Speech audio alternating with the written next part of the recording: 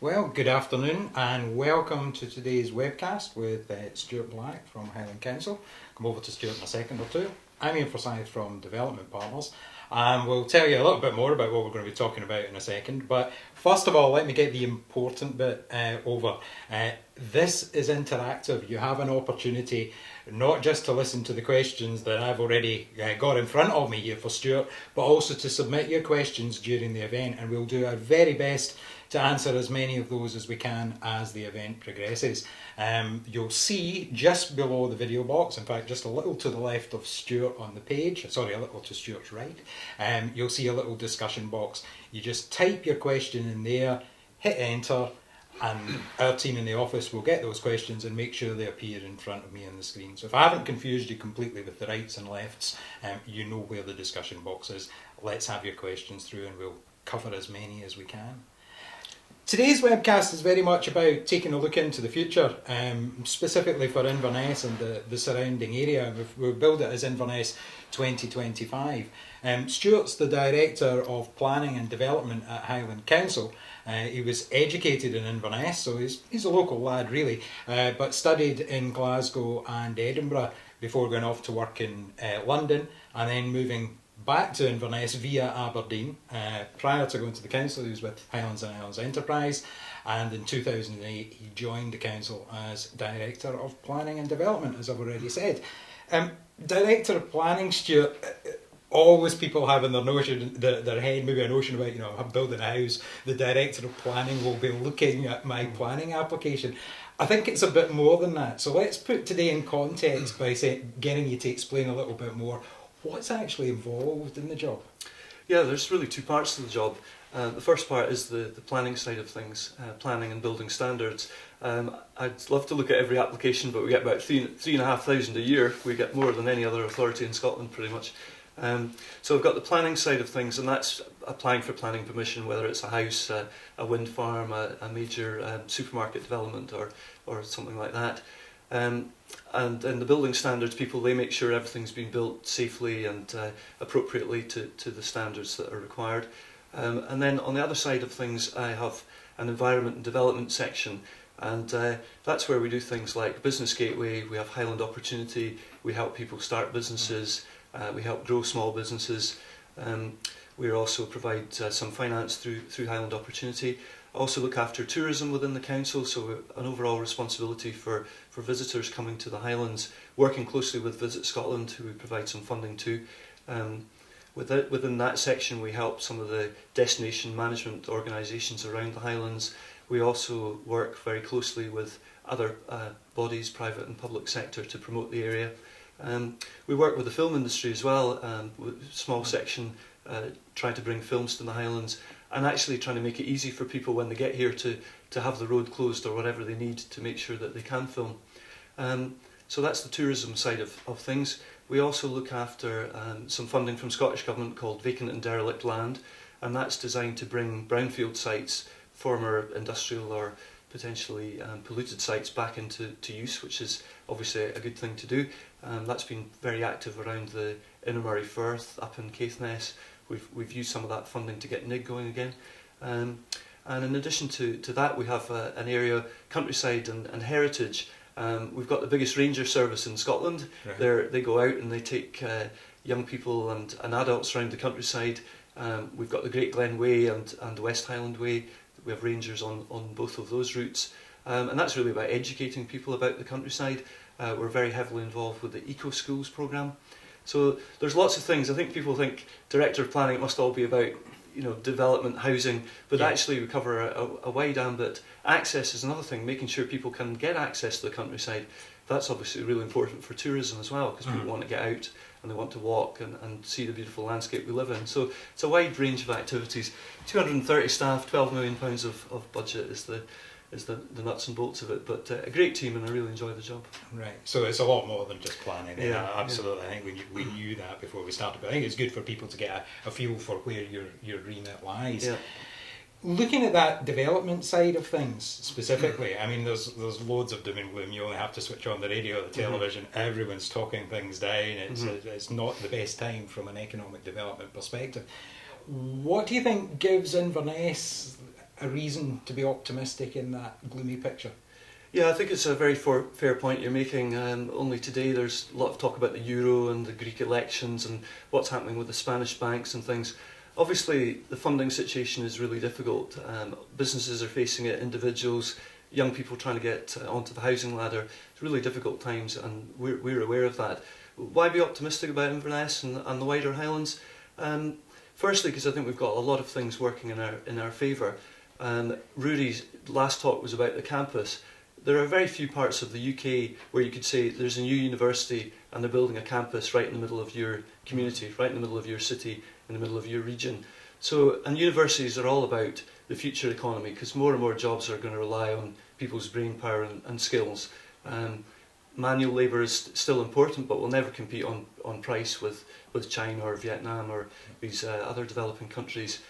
So we've really got to go for where the knowledge jobs are, and that's going to involve the university working closely with local industry. So I think the university is the first reason why I'm optimistic, and I think we've got a really strong and powerful driver for the economy moving forward with the university. The other reason I'm optimistic is we've got quite a diverse economy around the Inner Murray Firth, much more diverse than other parts of the Highlands, but we're trying to help other parts of the Highlands as well in terms of diversification. You've got a good solid bedrock of public sector jobs. Raigmore Hospital, a huge employer, the council, a significant number of jobs. We've got obviously schools, teachers, a lot of our headquarter functions in the council in the city, but they're spread out as well. I think people don't realise, but about 96% of the employment in the council is not in the headquarters. It's out and about around the area. But there is a bedrock of public sector jobs. SNH, the headquarters of SNH being here, that's an important message about, and a great location, very close to where we are today, because the environment is a key driver for us as well. The natural environment that we have brings visitors here. And tourists have been coming to the Highlands since Queen Victoria's day and before, and visitors are going to keep coming here. This is a beautiful part of the world. Loch Ness, if you ask people around the world, what do you know about Scotland? Interesting last night seeing that in Hollywood. I think a lot of Americans seem to think we were very closely linked to the Irish. I suppose we are in some ways, but people know about Loch Ness. You can go anywhere in the world and people they'll have heard of Loch Ness, and Inverness of course is on the doorstep of Loch Ness. So it's one of our famous attributes, and we probably don't make as much as we should of it, although we're changing that. So tourism, the environment, the diverse economy, strong private sector companies as well. Right. LifeScan, huge success story for Inverness. I don't know if people are aware, but all of their R&D functions around the world are now coming to Inverness.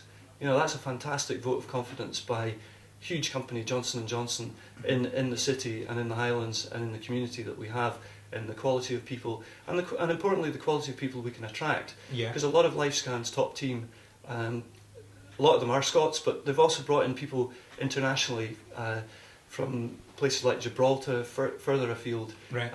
They're one of their senior R&D guys from Gibraltar. So they've been able to attract an international workforce, high skilled people to our city, and I think that's a great accolade. Why do you think a company like LifeScan, multinational essentially, with all that diverse geography behind it, why would it pick a place like Inverness as a hub?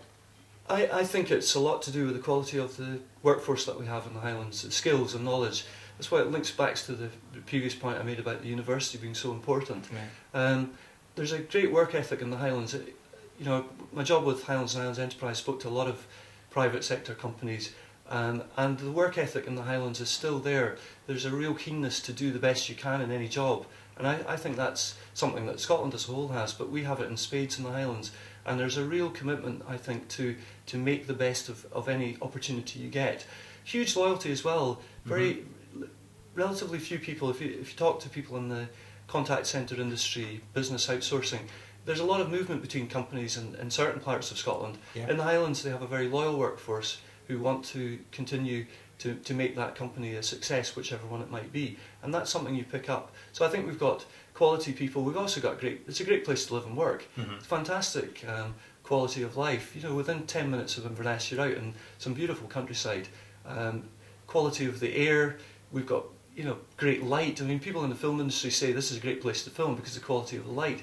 You don't think about it, but last night it didn't get dark till about 11 o'clock. Yeah. I was sitting, in the garden thinking, this is fantastic. We don't always have the best weather, but we've got daylight that stretches and just means that after you get home, as I did last night, cut the grass, you've still got plenty of time to do other things. Yeah. And I think the quality of life we have, the facilities we've got in Inverness are great. Eden Court, I mean that is on a par with anything in Scotland as a theatre and an arts venue with the cinemas and things that have been added. Really fantastic facilities in Inverness, and I just keep singing the praises of it because it's a great place to be, and we've got huge opportunities, and I'm very positive about the future of this place. Okay, well, I mean, the passion and commitment comes across loud and clear there, Stuart. I think it would be interesting, we've got a couple of questions come in from the audience, so I think what we'll do is we'll cut to those just now, because Ross has asked a particularly interesting one, because again, it's still on the kind of economic development side of things, and Ross has asked, what is your view on collaborating to compete with the other Scottish cities? Yeah, I think that's a really good point. We've been working just in the last couple of years with the other cities, that's Stirling, Aberdeen, Dundee, Edinburgh, Glasgow and now Perth, trying to work much more effectively together. There's been in the past maybe a bit of rivalry between Edinburgh and Glasgow, for example, and we're saying as a country, we're a relatively small country, 5 and a bit million people, we've got to work together better, not see each other as competition, but work positively and productively. A good example is the renewables industry. There's no point in all of us saying, we all want to be the renewables capital. We've got to decide what can we be best at. Now, just an example, but Inverness has got 2 of the world leading wave and tidal power companies in Inverness, and it's becoming quite a centre for that activity. So we've got to pick the advantages we've got as cities and play to a national picture which says, come to Scotland because we've got great cities. They're pretty close together. It's only 3 hours down to Edinburgh. Inverness is the furthest away, obviously, but they're pretty close together, pretty accessible. Let's work together on inward investment and say, come to Scotland, and not be squabbling about where people go, because ultimately it's for the greater good of the country as a whole if we get international investors to come to Scotland, and maybe not squabble. I think they will decide themselves which is the best place for them. Yeah. Lifescan, Inverness Medical decided Inverness was the best place for them. But you've got to sell, as I think First Minister and others were illustrating yesterday, you've got to sell Scotland so that people have a greater awareness of Scotland. And then within there, international investors will decide what's the best city for me. So I really enjoy the work that we're doing with the other Scottish cities. You meet some really good people. There's a real enthusiasm there to do the bit, not just for their city but for the country as a whole. And it's about seeing the bigger picture and making sure Scotland is well placed to compete with other regions of the UK and indeed internationally. And that's where I think the cities can work together very effectively. Right. So you get a real feel that there's a willingness for that to happen then? Yeah, the political leaders attend the meetings. Nicola Sturgeon is also the Minister for Cities. She's got a very collaborative approach, tries to make sure each of the cities is contributing to any of the discussions I've been involved in, and that's a really good starting point. And I do feel there's genuine enthusiasm to make the cities working together to make Scotland a more attractive place. Okay. The next question that we've had from the audience is from Laura, and it actually touches on something we were going to talk about anyway, so let's use Laura's question rather than ours, because I think that's a better thing to do. How can Highland Council promote and attract new talent into the region? It's a really good question, and it's one actually Willie Printy from Lifescan was talking to some managers within the council on Friday, and I asked him what could the council do to help his business, and he said, keep talking about how Inverness and the Highlands is a great place to be. Right. So I think one of the things we've got to do is sell the Highlands more effectively. Now, that's not just down to us, it's down to Highlands and Islands Enterprise, it's down to all levels of Scottish Government. Scottish Development International are the main inward investment arm of Scottish Government, and we work closely with them. So one of the things we've got to do is keep promoting the Highlands as a great place to come and live and work. And that's something that, as I say, Lifescan want us to do as well. We've got to work with other people. We've got really fantastic education here for young people. Very high, very good and high quality education, high success rates in exams. Now, in the past, that's meant that the kids, if they wanted to go to university, they all had to leave the area. For the first time, we're able to offer them that here. And just as importantly, we're able to attract young people into the area from elsewhere. Because I think a certain proportion of Highland young people are always going to want to go to a bigger place to study, but we'll also get people returning. So I think in terms of the council, we've got to keep delivering our services effectively, so we've got to make sure our schools are quality schools, because then people will want to come here. Businesses who are thinking about locating here will think, well, the schools are very good, we'll get good quality young people coming through the system. That's another area we're looking at very closely, actually, the transition for young people between school and work, working closely with employers to make sure there are more placement opportunities, and also tackling this big problem we've got at the moment of youth unemployment. Also promoting the culture of the Highlands as well, and the arts. I mentioned Eden Court earlier. Not just Eden Court, there's a lot of local festivals and events, and that's something that the council has been involved in. We've got now an arm's length body, High Life Highland, which are delivering arts and culture in partnership with us, and part of their remit is going to be more promotion of the sort of events and arts opportunities, and also bringing in funding that the council previously couldn't bring in. So I see a lot of it around the softer things, around the quality of life and around the skills. But there are infrastructure improvements as well. Right. We'll maybe touch on this. But making sure that our school buildings are modern and fit for purpose, making sure we can invest in good quality infrastructure. We're not the Trunk Roads Authority, so we don't look after the A9 or the 96 or the 82, but the local roads are very much in our ambit, and we've got to make sure we've got the infrastructure which enables people to come and enjoy living and working in the Highlands. Okay, and let's not forget SPL football in 2 different occasions. Absolutely. Yeah. Because I mean, it's things like that. Not maybe specifically that, but it's things like that. It's the things around the infrastructure that might make the difference to people in terms of getting them to say, "Yeah, let's go and move here." Yeah, I mean, you talk about football. When Cali do well, I get emails from friends and colleagues right around the world because they've picked it up on the internet or they've seen it on Sky TV. It's all part of this selling the location. It brings more profile to the area, and I think Ross County being in the Premier League is fantastic because again it just, people say, oh, that's interesting, where is that? Dingwall, oh, that's in the Highlands, let's find out a bit more about that place. It really does make that sort of impact. It's only a matter of time before we get the dancing in the streets of Ross. It's almost inevitable. But I mean, if you look at things like Rockness and Belladrum, Scottish Open Golf, those must be important as well. I think so. One of the things that's quite interesting is that, particularly from the Central Belt, more and more people in the past 20 or 30 years, they tend to go on holiday elsewhere other than Scotland. So one of the things that Visit Scotland's been doing, working with ourselves and other councils and others, is trying to encourage people to stay at home, holiday in Scotland a bit more. And Rockness is really interesting. There are probably, there are 30,000 people going to that. Now, there is a significant local component of that audience, but you only have to be on the A9 or the A96. A lot of people come to the Highlands, and for many of those young people, that might be their first experience of the mountains and the scenery. And everybody who plays at Rockness says, what a brilliant location. It's on the banks of Loch Ness. It's the iconic, as mentioned, it's the iconic tourism destination of the Highlands.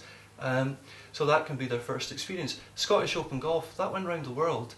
40 odd broadcasters right around the world, global reach of 500 million.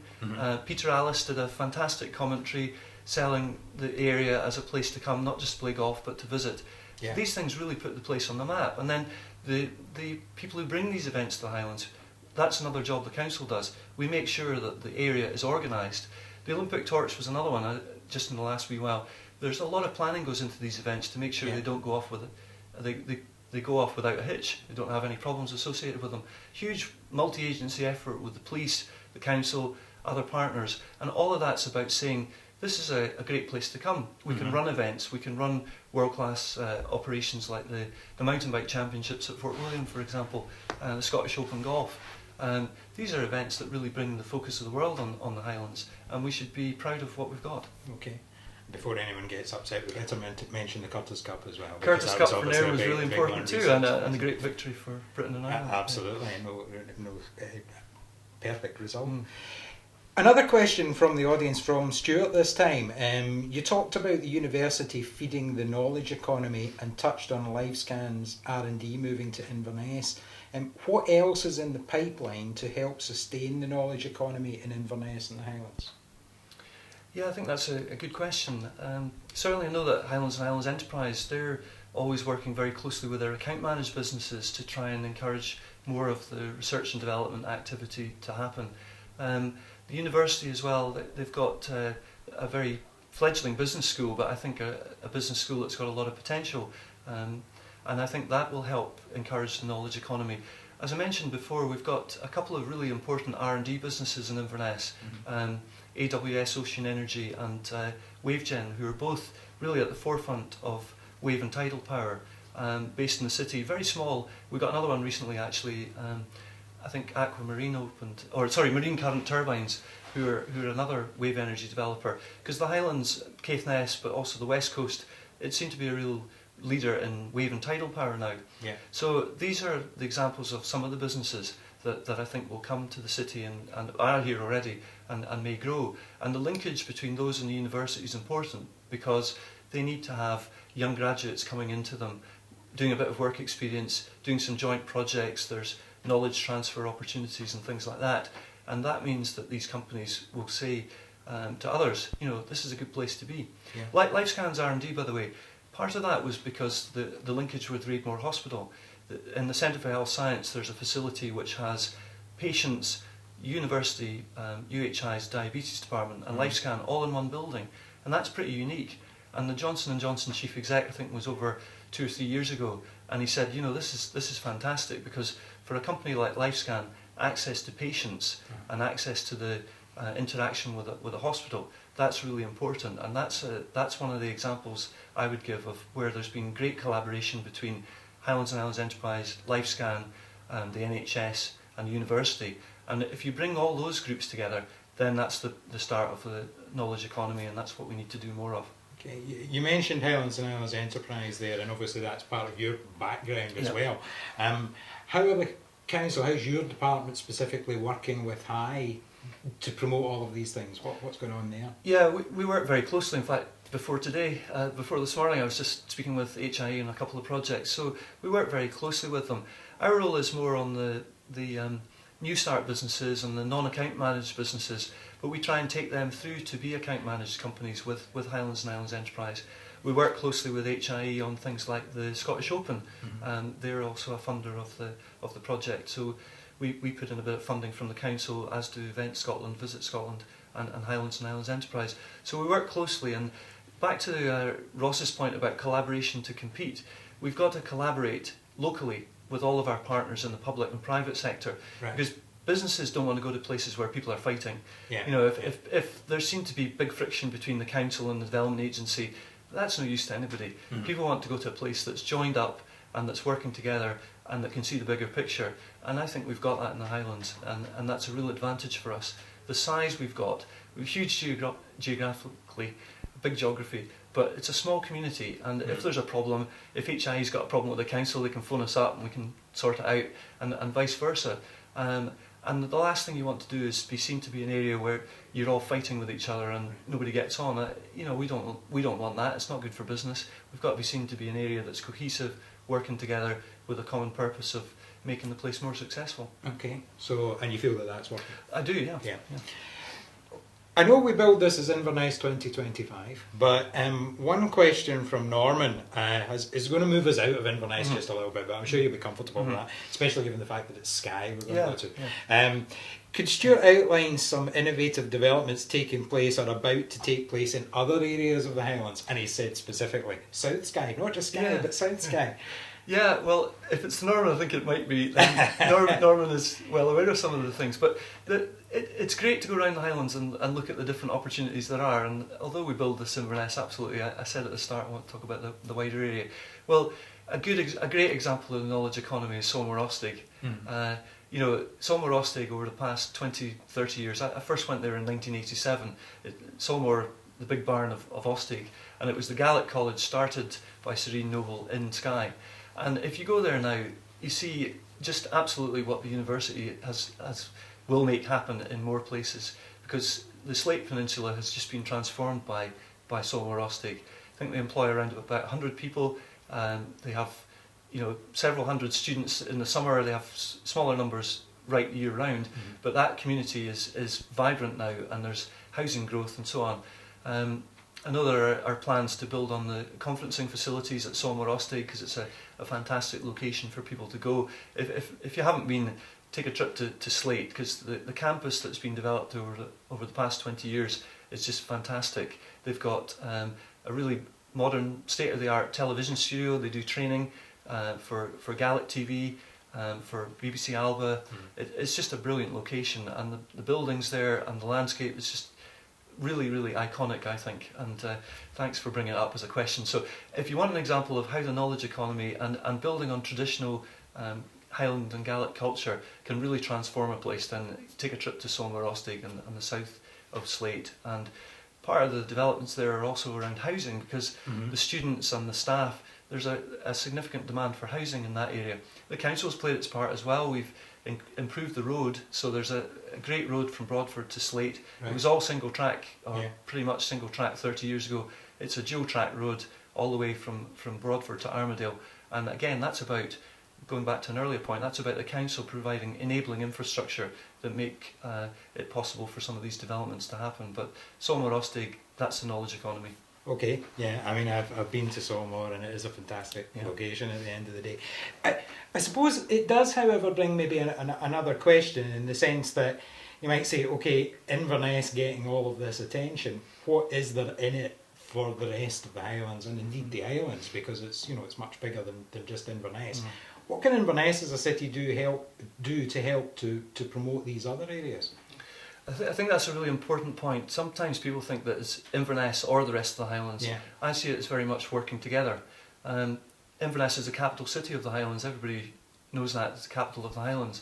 And it's a bit like saying to me, we make Scotland more successful by making sure that Edinburgh isn't a success. Scotland needs to be successful, Edinburgh needs to be successful. Similarly, Inverness has to be successful, and so does the rest of the Highlands. Right. Inverness can provide some things that the rest of the Highlands just can't have because of the scale. So Eastgate Shopping Centre, for example, is not going to happen in Dingwall, because you need a population of 60,000 or thereby to support it. Now, the Eastgate Centre is a regional centre for the whole area, not just for Inverness, and it prevents leakage that happened in the past. And I know from friends that I've got who live in Skye that coming across to Inverness, if the retail facilities weren't here, then they'd have to go to Aberdeen or Glasgow or Edinburgh. So that's twice the distance, twice the time.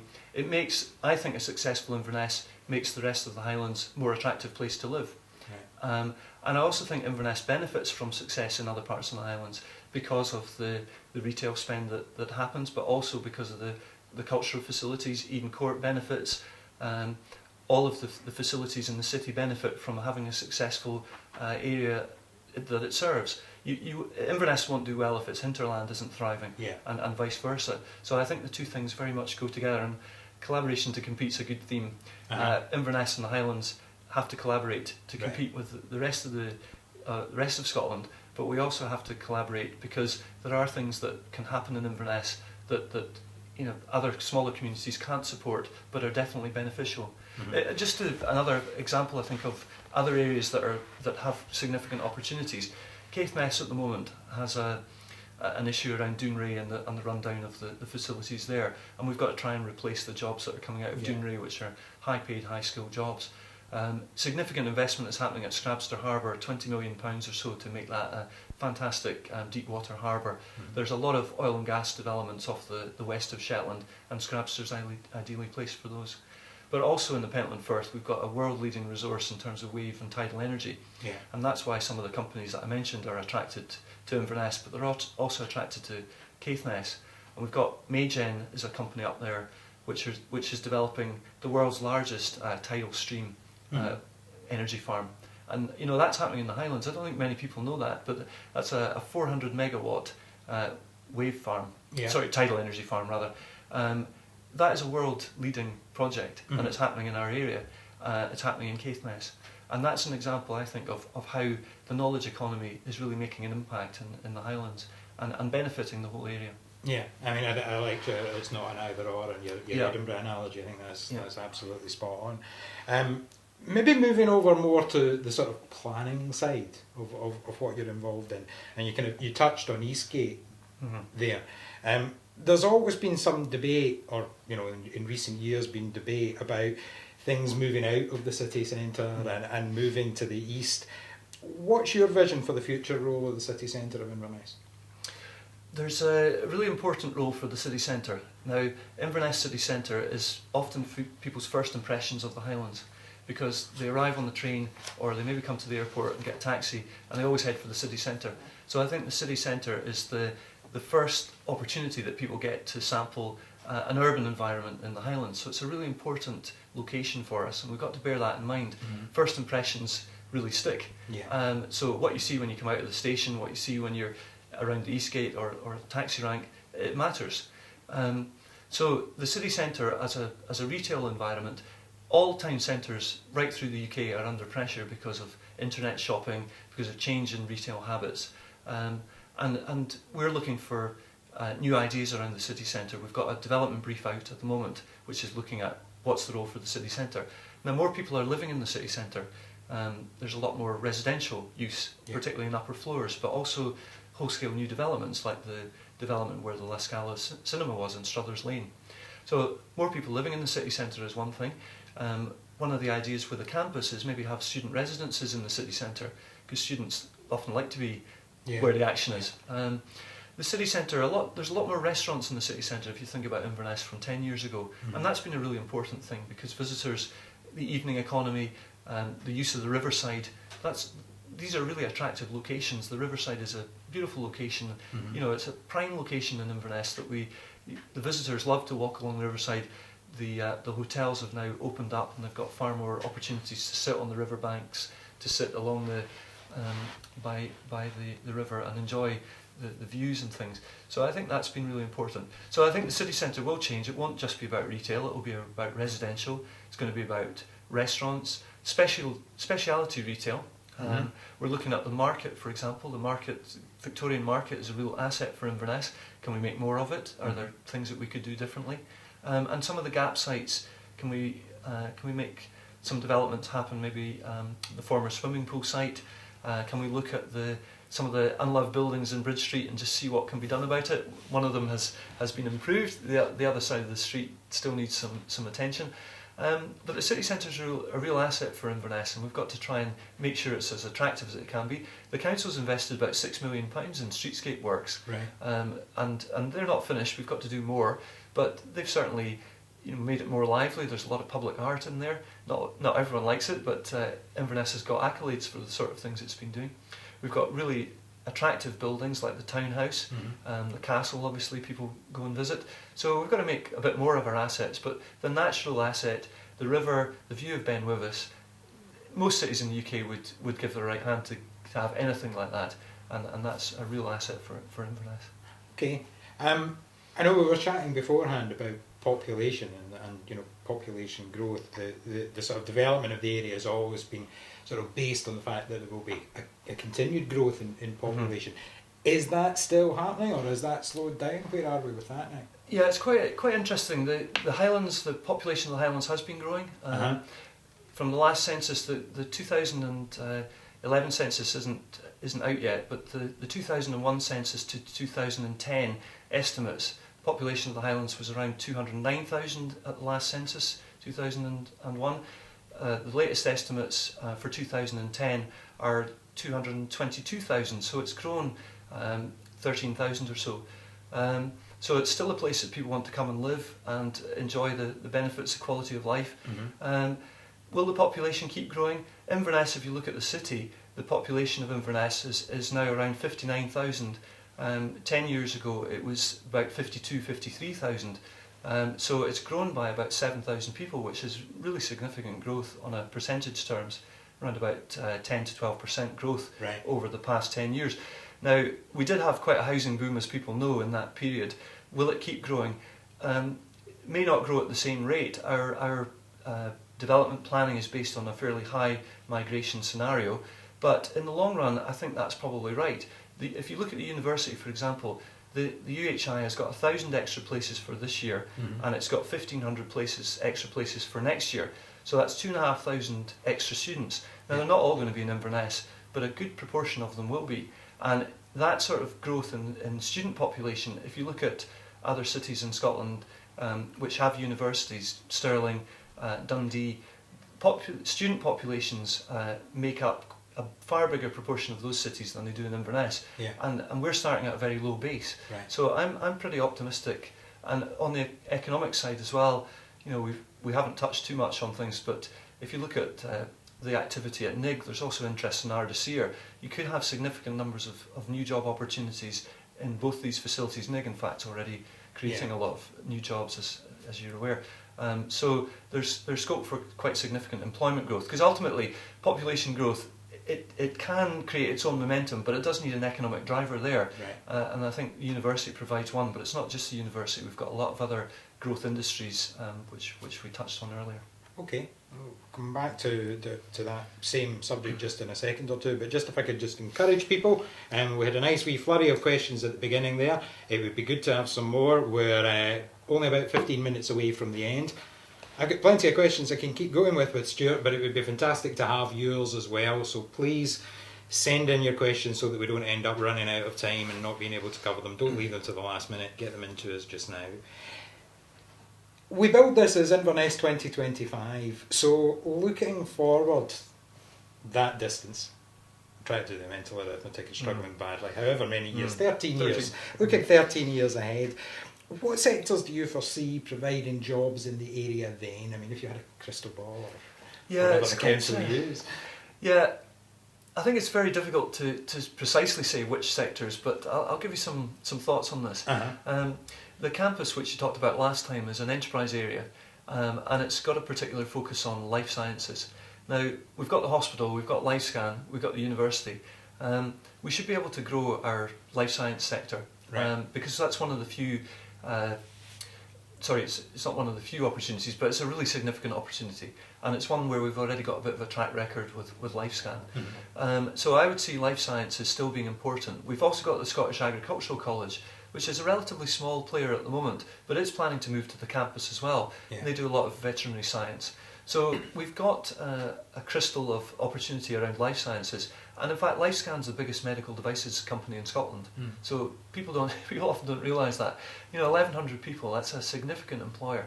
So I think life sciences is an opportunity for Inverness. Hospitals, healthcare. If you look at the ageing population, the demographics in Western Europe, then more and more activity is going to be put into prevention. And I think the linkage around the hospital, around the university, I think there's scope to grow the healthcare, the life sciences sector. Other areas of activity, renewables. We've talked a bit about NIG and about the opportunities there. Ardasir as well. There's two major offshore wind energy projects, which are the Beatrice wind farm, and then there's one beyond that. Now, those two projects themselves are multi-billion-pound projects, and that investment is going to happen in the Moray Firth, subject to planning permission, which is Scottish Government Marine Scotland process, and that'll create a lot of economic activity. Scottish and Southern Energy are creating a lot of work around at the moment with the Bewley Denny improvements, but other grid upgrades. They're also looking to build new pump storage power stations in the Great Glen, which partly balance the wind energy, because when the wind is blowing, they can use the excess power to pump water, pump storage schemes, pump the water up the mountains, and then when the wind energy isn't so great, they can use hydro to generate, and that helps them balance the grid supply and demand. So there's a lot of renewable energy activity, but there's also oil and gas, and the oil and gas sector is still important for the Highlands, and you only have to look at the Cromarty Firth, for example. You see lots of oil rigs there, and the west of Shetland activity will be important, looking at the oil price. I think tourism as well.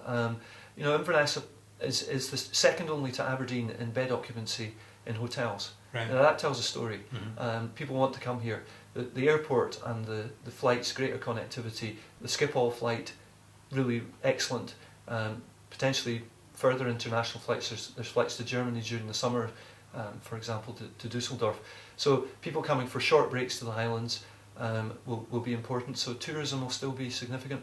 There's a lot of back office outsourcing, back office processing work as well. Right. Vertex in Dingwall, Capgemini in Inverness. There's a lot of knowledge activity that isn't dependent on location now, and IT help desks, things like that. These can all be done remotely. And Inverness, because of the amount of office space work here with the council and other public bodies, there's a skill set in a lot of these activities. So you have Westminster Healthcare based in Inverness as well, looking after care homes right around the country. Yeah. So we can do these things that are not geographically dependent. That does imply that we need better broadband, and that's one of the things I think that is a really important enabler. We're kind of using it today, aren't we, to run this? Absolutely. But we've got to have super fast broadband, because we're always going to be geographically slightly at a bit of a disadvantage in terms of travel. We need the roads improved, we need the railway improved, but broadband really cracks that one, doesn't it? Yeah. You can suddenly reach anywhere in the world if you have the connectivity. I mean, that you mentioned the word connectivity earlier on in your answer, and I thought, that neatly leads us into that, and you've touched on some of it, but if you were able to start with a blank sheet of paper and say, right, these are improvements that need to be made in terms of roads, air, broadband, what does the area need? Yeah, I think broadband is a really important one, and not just for Inverness, but for the Highlands as a whole, because it really cracks that problem of distance. Now, HIE's got the BD UK funding and some European funding to start this off, and that's a really important project which is out at, I think they're in procurement at the moment, hopefully about to announce that. And that's a really significant project for the Inverness, but for the wider area as a whole. So I think broadband connectivity really is key in the modern economy. Right. It helps the knowledge economy. You do still need physical connections though, and I think the A9 is the key one for me. That's the main trunk road into the Highlands. We've got to have dual carriageway. It's an unpleasant road for people. Many people don't enjoy driving on it. Yeah.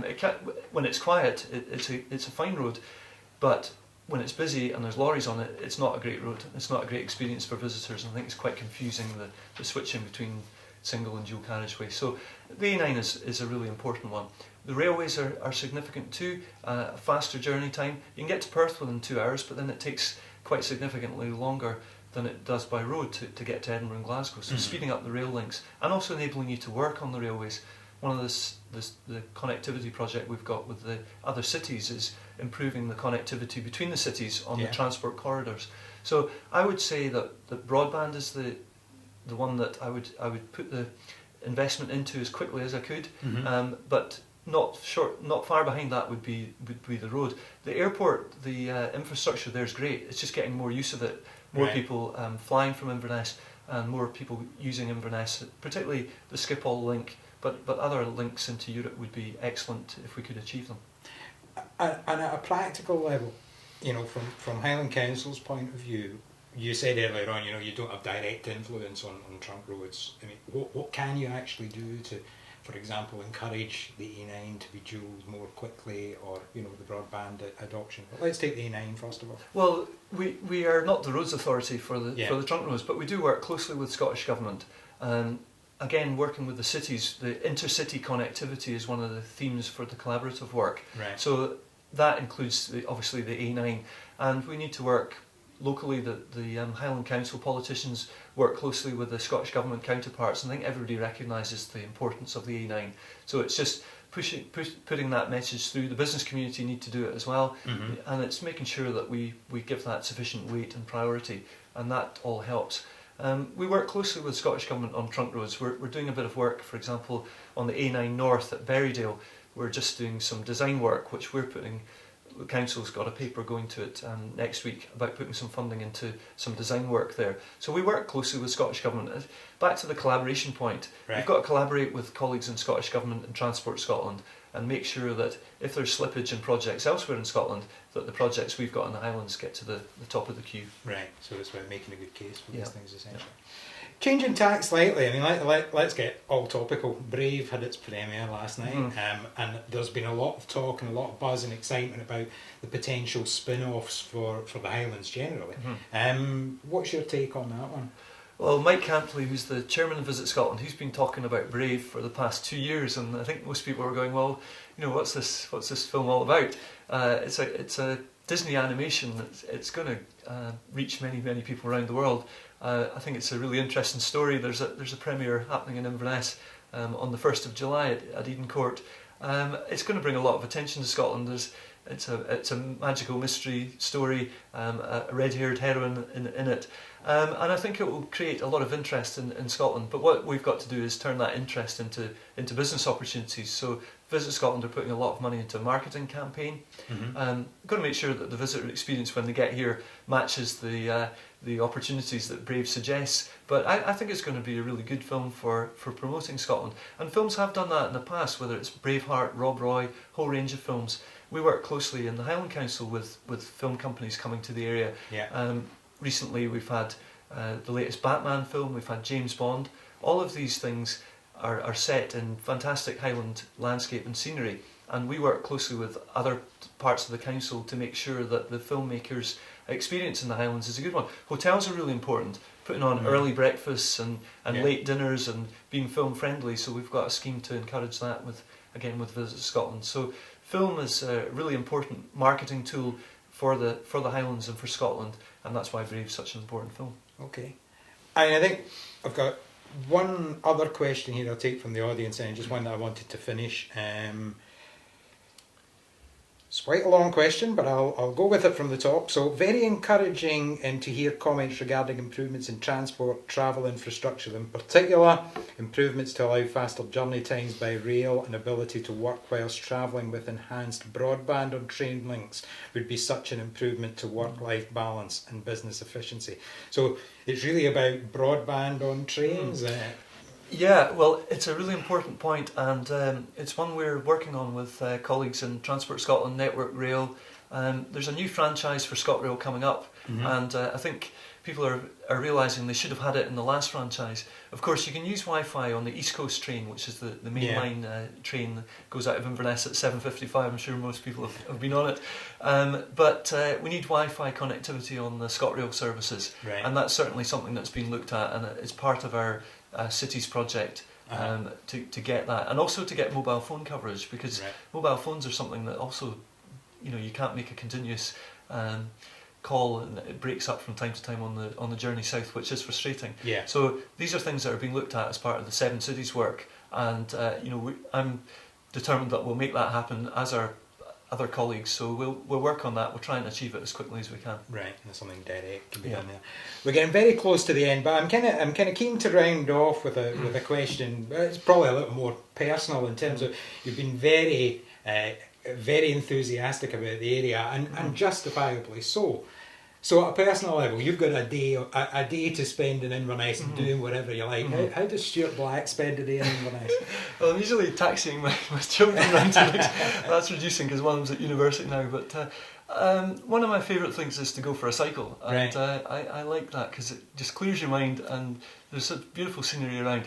And I live in Lochardle area of Inverness, so I head out towards Lochashi, Lochdown-Telshig, cycle up the hill, which is pretty punishing, up by Errigie, and then you get the benefits of fantastic views across Lochashi.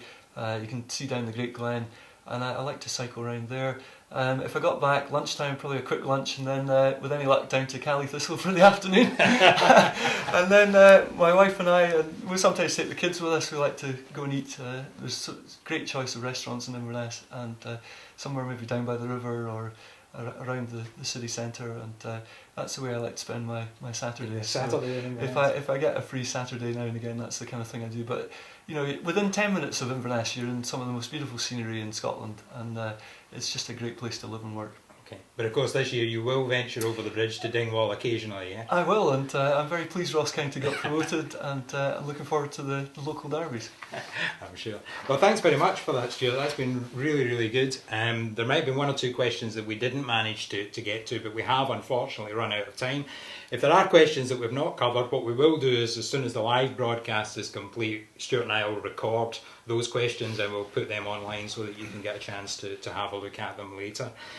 Just remains for me to say thank you very much for joining us today. It's been great. We've had a really good batch of questions and another good episode for the Big Picture Live. We've decided that during the school holidays, yes, they're almost on us again, over July and the early part of August, we won't have a Big Picture Live episode at that time.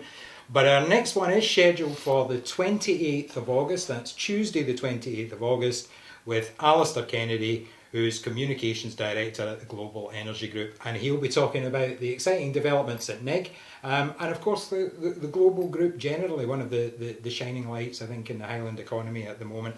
So that's Tuesday the 28th of August at 12 noon, same time as today. You contact Leslie at developmentpartners.co.uk, you can book your place or just take a trip onto our website and you'll see the details there. So thank you very much for joining us. Thanks to the Loch Ness Country House Hotel for providing the venue again today. Fantastic place to broadcast from.